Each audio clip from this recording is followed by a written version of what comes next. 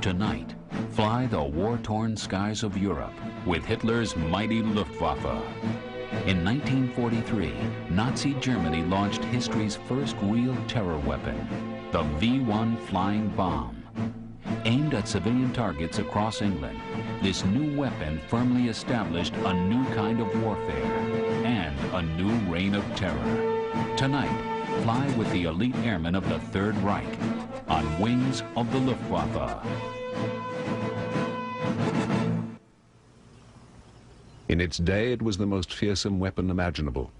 Falling from the skies with unparalleled fury, it caused death and destruction far out of proportion to its size. The Nazis called it their vengeance weapon. Its legacy was man's first glimpse of a grim future as hostage to nuclear terror. Launched with a powerful steam catapult from slotted steel rails about 150 feet long, V-1s rained on their targets from distant camouflaged sites in Normandy and East Prussia. A tube with a reaction chamber and a short steel piston was mounted underneath the platform's narrow track. A device called a starter trolley shot gas into the tube, which in turn propelled the piston forward. The piston was equipped with a lug which protruded through the track slot and was attached to the V-1. In 3/4 of a second, the V-1 was accelerated to nearly 250 miles an hour. This launch assembly, brought to England at the end of World War II, is now exhibited at the Imperial War Museum in Duxford. Powered by an unorthodox pulse jet propulsion system, the rocket's simple airframe and stubby wings bore a large warhead. Guided by an unpredictable autopilot, its inaccuracy made it all the more terrifying. From safe havens on the continent, the V-1, or more accurately, the Fieseler Fi-103, made killing a cold and detached exercise. For the first time, people in a foreign land could be destroyed by remote control. The V-1 led to a plethora of Nazi missiles. Henschel's air-launched HS-293 air-to-ground missile was one of the most advanced to see combat. Rocket-propelled and radio-controlled, it was visually guided from its carrier aircraft to the target. Impact speeds varied between 270 and 560 miles an hour.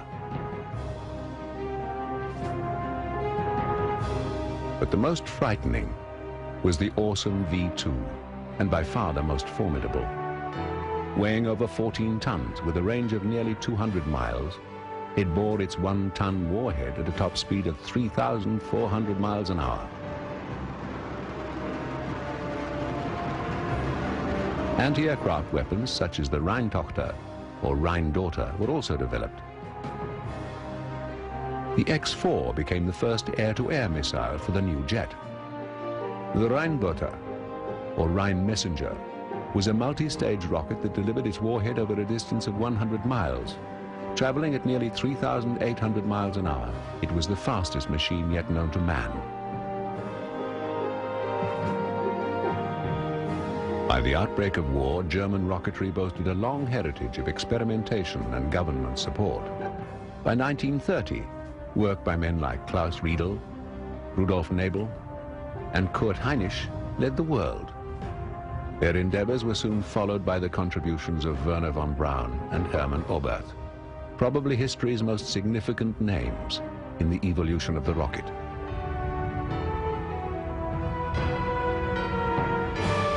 Peripheral yet vital was the work of men like Raymond Tilling. His liquid-fueled Tilling rocket, equipped with retractable wings for recovery, was successfully tested in 1932. Launched from a tripod-mounted tube, it never soared over 1,000 feet, but was nonetheless state-of-the-art for the time, and a vital stepping stone on the road of development. When this rocket reached its zenith and all fuel was burnt, the wings would spring out and the device would spiral back to Earth for recovery. It was hoped it could carry mail across short distances. A year after this test flight, Tilling would be killed when a rocket exploded during launch.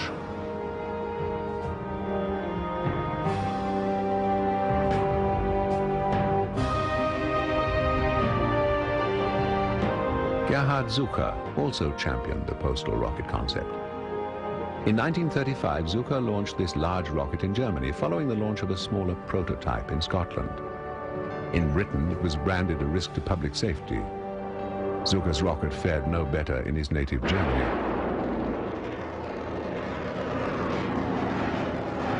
The HS-293, one of the many heirs to Germany's rocket legacy, was part of a large family of air-to-surface weapons developed by Henschel. Powered by a Walter 109 liquid propellant rocket, the missile consisted of an SC-500 bomb with aft fuselage and wings attached.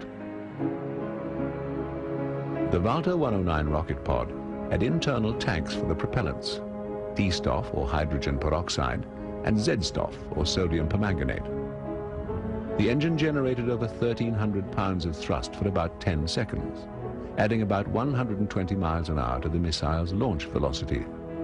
It was released between 1,300 and 6,560 feet at ranges from target varying from about 2 to 11 miles.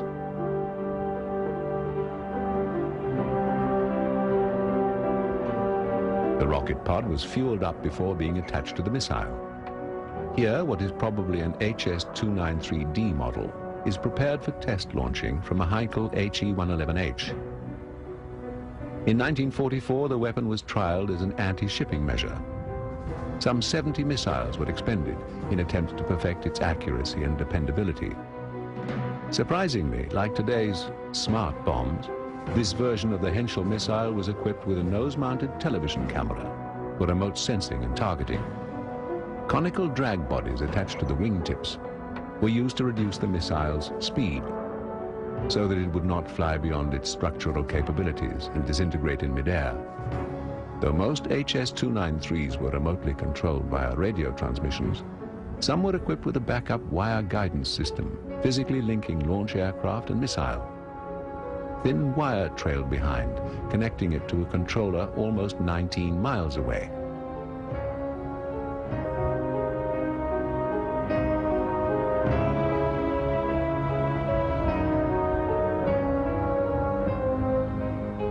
The controller and joystick were mounted in the aircraft's cockpit.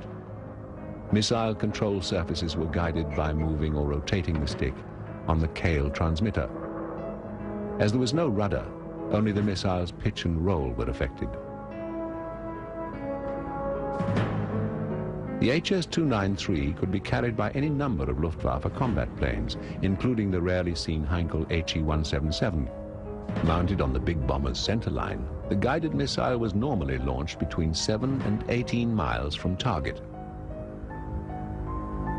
A bright flare attached to its tail enabled the German pilots to maintain visual contact in bringing the deadly weapon onto target.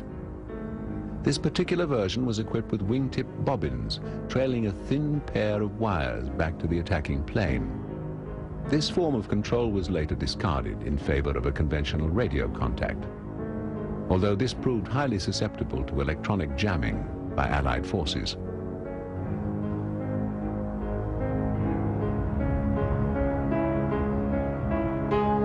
Henschel's HS-298V2, with its bizarre protruding warhead, was a spin-off of the company's first air-to-air missile, the HS-298V1.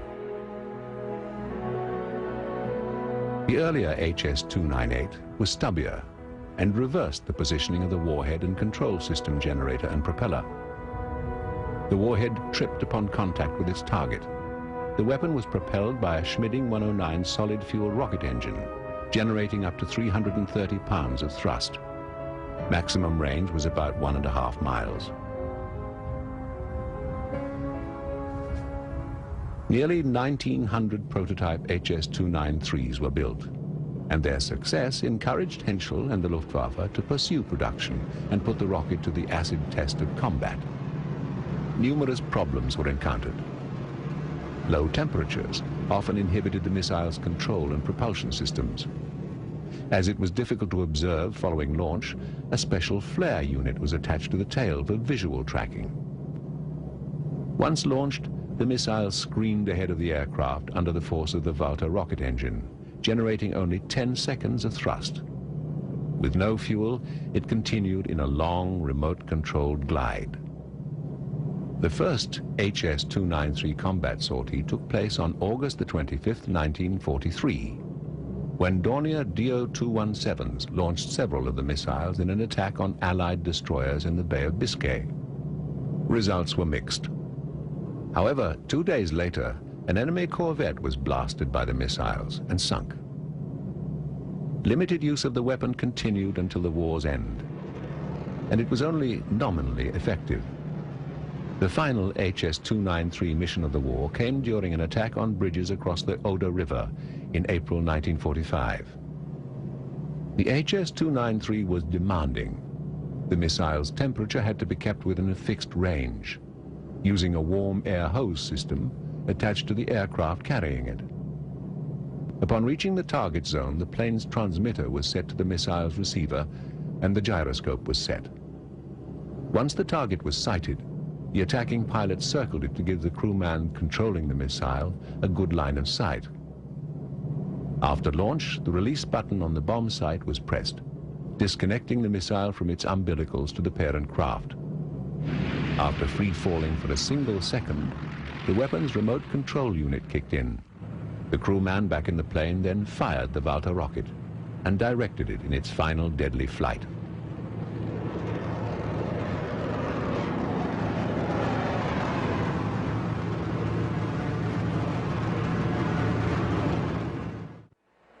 The X-4 was the first high-performance air-to-air missile employed by jet fighters, intended for use by the Messerschmitt Me-262. Constraints on size and weight dictated that the weapon, its BMW 109 rocket engine and its spirally wound propellant tubes should be extraordinarily compact designs. Many of the propellants used in German missile engines were highly toxic and usually hypergolic, meaning that when the two components came in contact with one another, they ignited, sometimes with catastrophic results.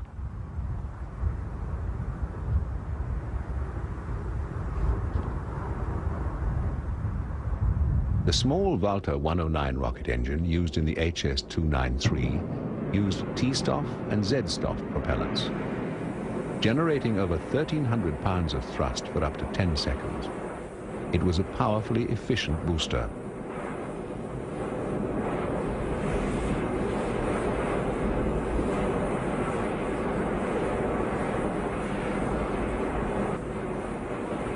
The 132-pound X-4, here suspended from the wing of an FW-190, had a range of about 2 miles and a maximum speed of over 700 miles an hour.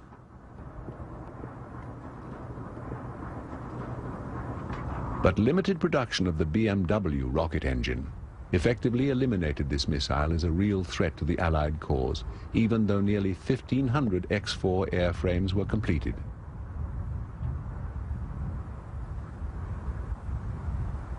During testing, the X-4 was launched from the Junkers Ju-88 and 388 and the Focke-Wulf FW-190.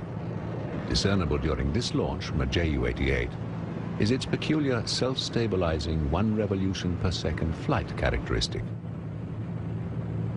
The missile was wire-link controlled by a transmitter and receiver. Pitch and yaw commands were sent by varying the electrical current's intensity, transmitted through wires played out from the missile's wingtip. Like the 293, target aiming was visual and guided by a joystick mounted in the parent craft. The small 44-pound warhead was detonated either upon impact or by a sensing apparatus called the Meisser acoustic proximity fuse. This unusual device literally ignited the warhead when its microphone detected the sound of the target and determined it to be within 50 feet.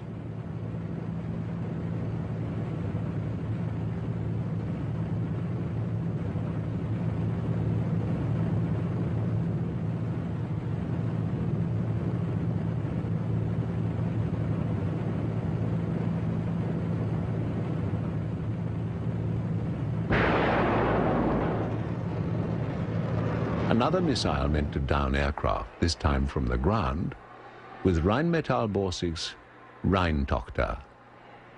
With a 4-nozzle booster unit, the Rheintochter was a sophisticated weapon intended for high-altitude intercepts. Divided into two rocket stages, it was controlled by the paddle-like canards near the nose. All other surfaces were fixed stabilization devices. The missile was a complex machine that required a large launch apparatus. The launch rail and its support assemblies were portable, but only with great effort. Prior to launch, the missile was pointed towards its target. Once aloft, it was tracked visually. The short cylindrical booster had 6 highly swept wing-like fins.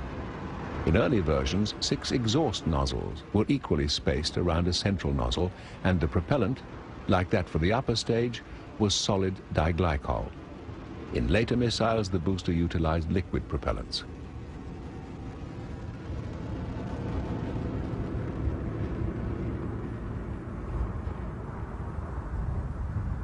Maximum speed in both cases varied between 650 and 800 miles an hour, although the ceiling of the more advanced model at nearly 50,000 feet was about 30,000 feet higher than its predecessor.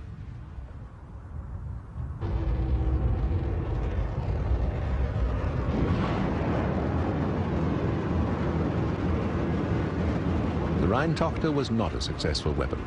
Some 82 of the early versions were launched during the test program beginning in 1942.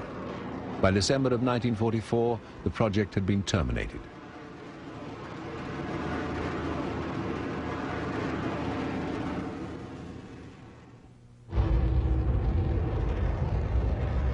The more advanced missile, referred to as the R-111, with its liquid propellant booster, was a stronger performer.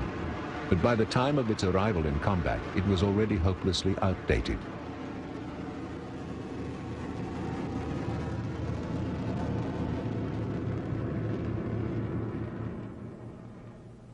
There were 8 major rocket engines in widespread use throughout the Reich. The most important of these were the BMW, the Schmidding, and the Walter 109 series engines. At Peenemünde, the powerful new rocket engine for the V-2 missile was developed. All of these units proved relatively rugged, dependable, and simple to manufacture and operate. There were essentially 10 propellant options for these engines. A-Stoff was liquid oxygen, B-Stoff gasoline, C-Stoff a mixture of hydrazine hydrate and methyl alcohol, M-Stoff methanol, R-Stoff or Tonka 250 a mixture of xylidine and triethylamine, SZ-Stoff nitric acid, T-Stoff hydrogen peroxide, Z-Stoff calcium permanganate. Visol was vinyl isobutyl ether, and Vasag 61 was a solid propellant.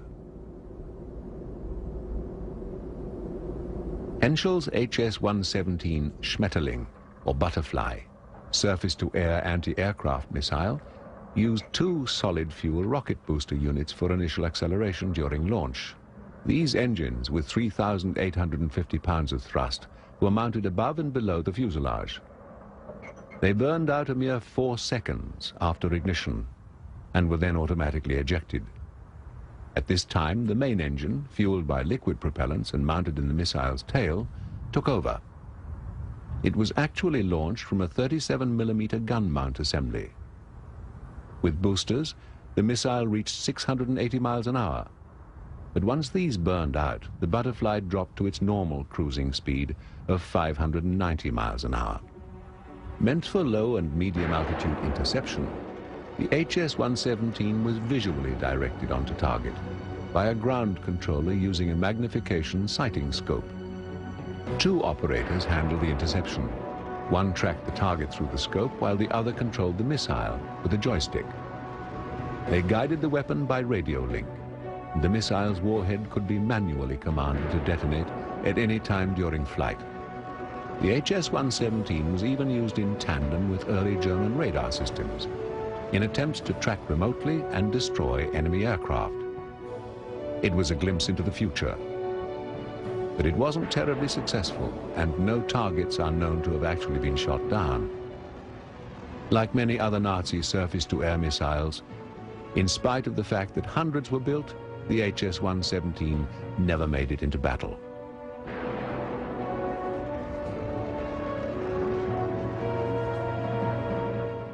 Of those Nazi missiles that did make it into battle, The most infamous by far was the awesome V-2, the world's first operational ballistic missile. Ironically, it originated as a response to the weapons limitations imposed on Germany by the Treaty of Versailles. Work on rockets and missiles was embarked upon in the early 1930s, and this led to the Third Reich's head start in military applications of the new technology. The experience from early test programs served the Nazi ballistic missile effort well in the years to come. Trials of these small-scale A4s and A5s laid a firm foundation for the development of the full-scale A4, which soon became known as the V2. Following initial tests at a range near Bochum, all major ballistic missile programs were moved to Peenemünde.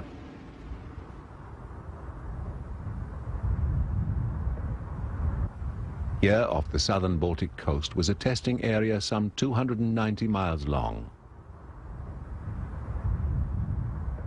Peripheral islands such as Ruden and Greifswalder Oyer were also put to use. Peenemünde eventually became the largest and most sophisticated facility of its kind in the world, and the breeding ground of some of Nazi Germany's most horrific weapons.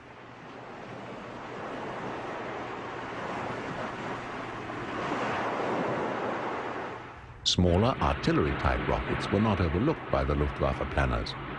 The 15-centimeter rocket and its Nebelwerfer 41 launcher were all too well known by Allied infantrymen. Cheap to manufacture, rugged and easy to transport, the system had an incredibly high rate of fire and fearsome destructive power. The weapon's 6 barrels could be fired and reloaded in under 90 seconds.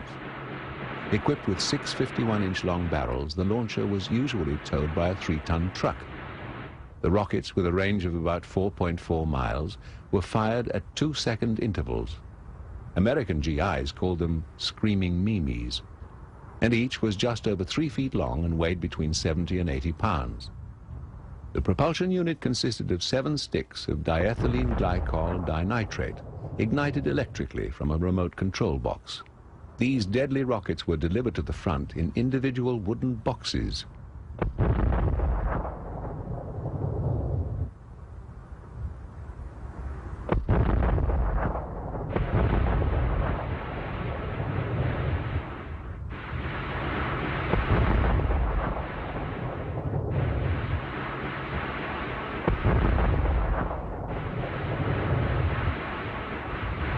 When fired, the 15-centimeter rockets made a dreadful droning sound that many Allied servicemen would never forget. The weapon also left a distinctive trail of smoke, an Achilles heel that quite often drew fierce artillery and mortar fire from enemy guns. Fieseler's pulse-jet-powered V1 never had that kind of problem. Its long range made the launch point extremely difficult to ascertain. At the heart of the V1 was a pair of spherical air bottles. These supplied the power for the gyroscopes, autopilot, and fuel injection system. Valves directed the air to its various destinations. An electrical interface and pneumatic system controlled the V1 in flight. Twin pneumatic servos moved the control surfaces. This pneumatic servo system was actuated by the autopilot.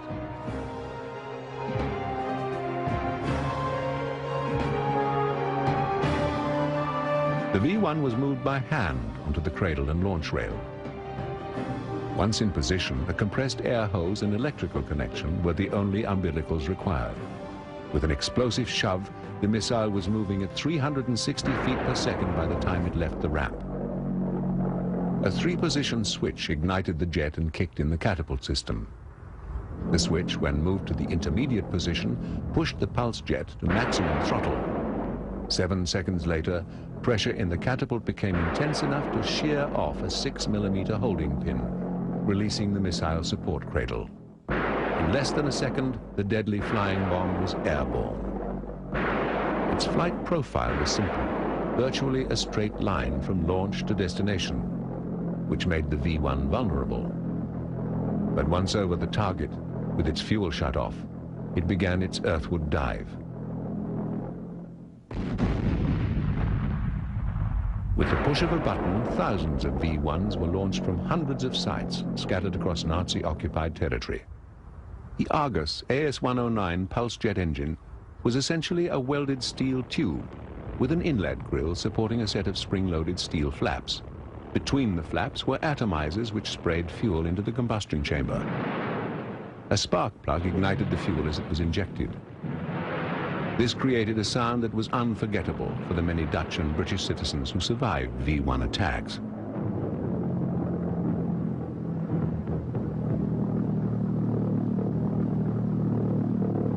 The Argus engine was first tested in flight on April the 30th, 1941, on a DFS 230 glider. Initial trials verified the power plant's viability and low-speed performance. Still other tests were conducted using a Gotha GO-145 biplane. A single Argus pulse jet was mounted underneath the aircraft and hinged at one end to provide enough clearance during takeoff and landing. Engine performance was monitored from the rear cockpit during flight. A Messerschmitt Me-110 was also flown with an Argus pulse jet. Messerschmitt also built the Me-328, which was one of the few manned aircraft ever to fly solely by pulse jet power.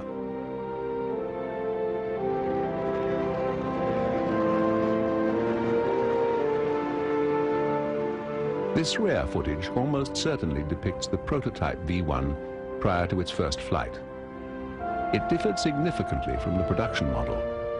The pulse jet engine intake, its overall size, its fuselage configuration, and conventional empennage-type control surfaces were all quite unlike the final V-1. Much smaller than the production missile, it served only to prove that unmanned flight using a pulse jet power plant was possible.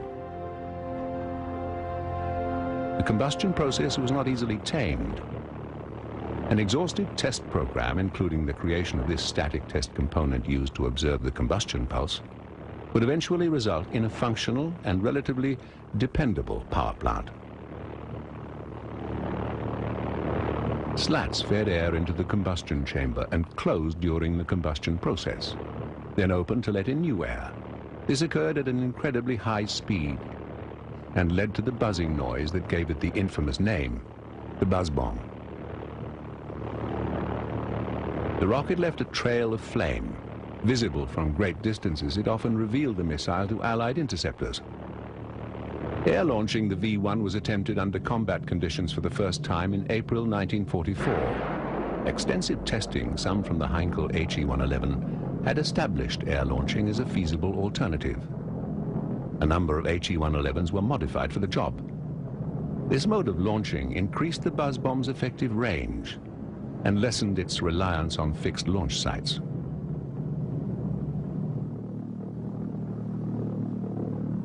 The V-1's descent to target was rapid and eerily silent. Once the pulse jet shut off, the missile dived without further warning. The V-1's 1,870-pound warhead was coldly effective, easily destroying large structures and taking payment in the blood of civilians caught in its maelstrom. Well over 8,000 V-1s were launched during the course of the war, and in one 9-month period, nearly 2,500 hit London, killing more than 6,000 civilians. Speed was its main defense against interception. Anti-aircraft artillery served as the first line of defense. Hitting the V-1, which normally cruised at around 360 miles an hour, was difficult but not impossible. A direct hit was not necessary, as shrapnel could disable the missile or render its delicate control system inoperative. Even when the missile was hit, its flaming debris was a hazard.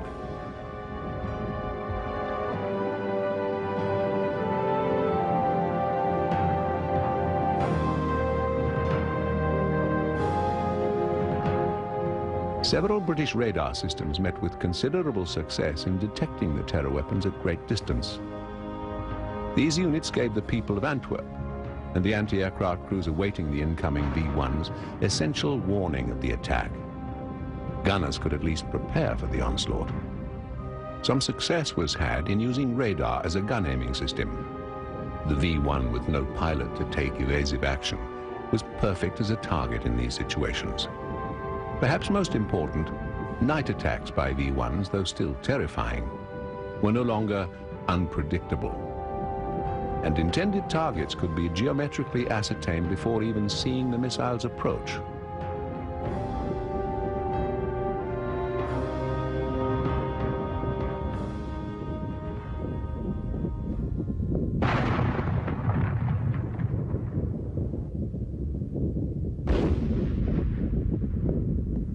Even with efforts to counter them, the buzz bomb attacks were fearsome. Thousands were recorded, but defenses improved gradually, and in all, only a quarter of the missiles ever reached their targets. No one was immune. V-1 pulse jet engines growled over England daily. Evelyn Waugh called them, quote, as impersonal as the plague. The V-1's predictable flight path and relatively low speed were its Achilles heel. Frequently, fighter units were sent up to intercept, including the British Meteor jet. After the war, captured V-1s were put to use by Allied rocket experts. The rocket was fueled and the pulse jet ignited just before takeoff.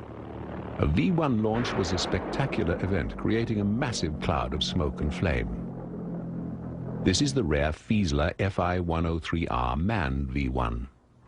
It was designed for suicide attacks, and there were only test flights by war's end. Manned, high-performance rocket-powered interceptors like the Messerschmitt Me-163 Comet offset attempts by the Argus company to convince the Luftwaffe that their ramjet-powered fighter was a viable alternative. The extraordinarily high speeds achieved by the tiny tailless fighter were never equaled during the war, and the Comet's acceleration rates were amazing even by today's standards.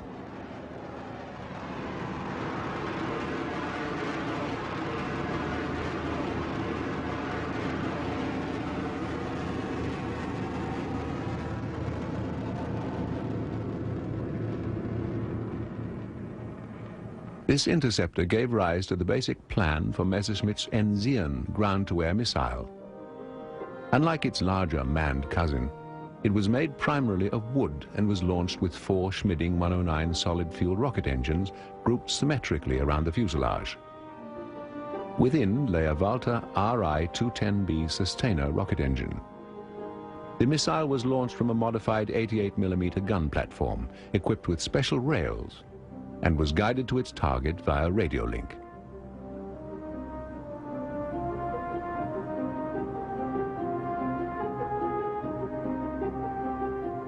Peenemünde was a remote fishing village on an island in the Baltic Sea. Werner von Braun's grandfather hunted duck there.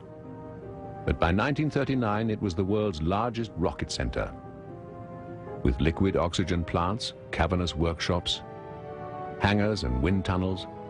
Nearly 4,000 German engineers and scientists lived on its beaches. Thousands of others, foreign workers and slave laborers, provided the manpower needed to keep its massive operation going and produce Hitler's new vengeance weapons against the Allies.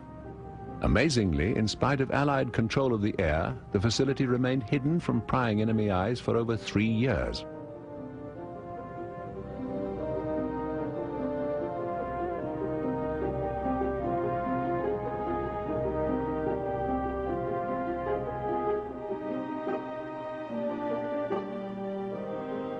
US studies began almost as soon as the V-1 entered service in 1944, and the work resulted in the Ford Republic Loon less than a year later.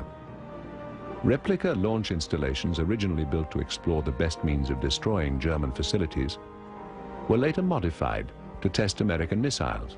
At first, the Loon used the same launch method as the V-1. When shoved into the firing tube, the piston was sealed into place to prevent leakage. After that, the starter trolley, with its gas generator, was moved into position. This launch failed, probably because of a control or propulsion system malfunction.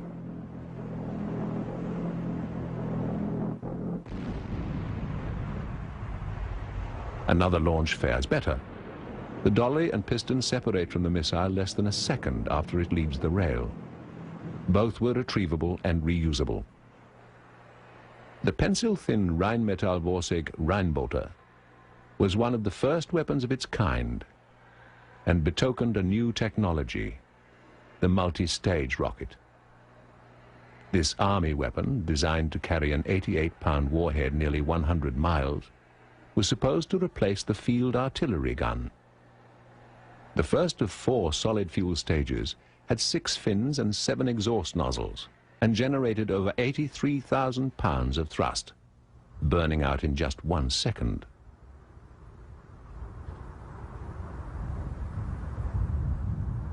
It was launched either from a mobile trailer or from a modified flak gun carriage. The missile was elevated to a predetermined position, dictating range and heading. Each of the Rheinbolter's stages was equipped with 6 sharply swept fins. These created aerodynamic forces that spun the missile slowly, stabilizing it in flight. Each stage was ignited in sequence by a charge fired as the preceding stage burned out. Other than the first stage, each had only 1 exhaust nozzle.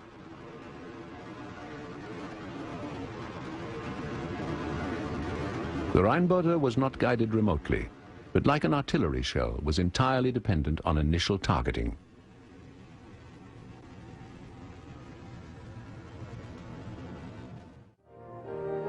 The most advanced ballistic weapon was undoubtedly the A4 rocket, or V2, the second of Hitler's vengeance weapons. At the tip of its 46-foot frame was a devastatingly effective 1-ton warhead. Easily transported to camouflaged launch sites scattered across Europe, its mobility made it a more elusive target than the V1. More accurate than the V1, it was nearly 10 times as fast, and defense against it was hopeless. Launch sites needed only a launch base unit and a small number of support vehicles. Fueling could be done on site. A mobile control room was equipped with heavy armor plating. Inside was a manned control panel connected to the missile. Throughout 1941 and 1942, exhaustive testing was carried out, and by the end of 1942, the terror weapon was finally successfully launched. Under Walter Dornberger's direction, the V2 program moved ahead rapidly, but it wasn't an easy road. Technical difficulties were compounded by the Führer's view that the missile was a scientific triumph, but not a lethal weapon of modern warfare.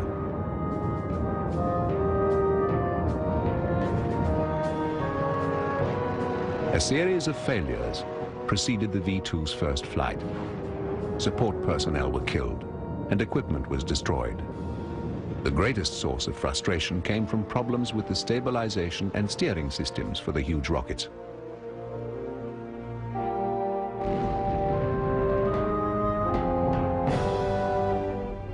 Damage wasn't limited to the research facility. Here, a misdirected V2 combustion chamber landed in the middle of a German airfield packed with HE-111 bombers. Launch stand failures with missiles full of volatile propellants led to spectacular explosions never to be forgotten by those who saw them.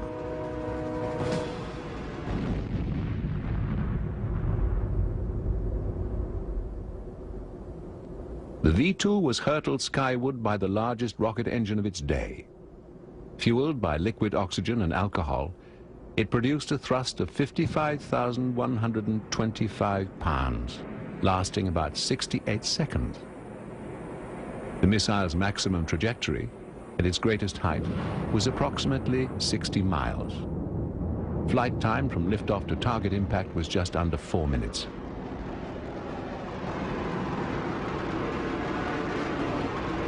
The weapon's thrust-to-weight ratio approached 2 to 1. After engine ignition, the V2 ran for several seconds before actually taking to the air.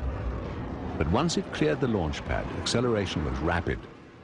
Automated controls, thrust vectoring, and aerodynamic forces on the fins kept the missiles on course during the remainder of its flight.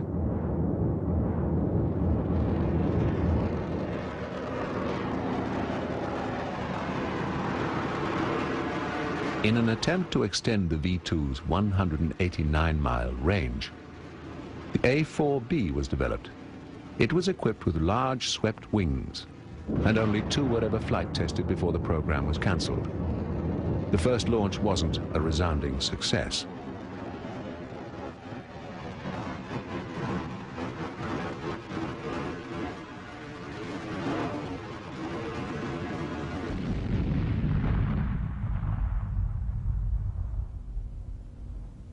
Some 6,000 V-2s were built before the war's end. Of these, about 3,000 were launched against Allied targets. 1,054 landed in England, and another 1,675 hit targets in continental Europe. Though London was at first considered the primary target, Antwerp in Belgium was eventually the worst site of destruction. In all, the ancient city was struck by more than twice the number of V-2s that fell on London. After the war, captured V-2s were closely examined by US intelligence teams and rocket experts.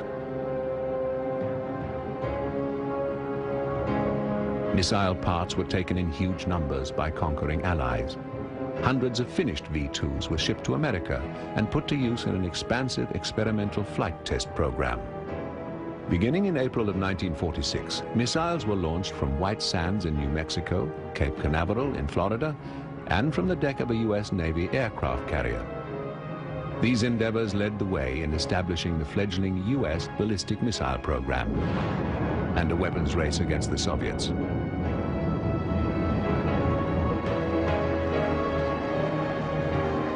In September 1947, a US V-2 was launched from the aft deck of the carrier Midway in the first shipborne test of the huge German missile. The flight was only partially successful, and the missile was intentionally destroyed at an altitude of 1.5 miles. US intercontinental ballistic missiles like the Convair Atlas can trace their design to the V-2. Another heir to the V-2 legacy was the Titan II, the most powerful liquid-fueled ICBM put into US military service.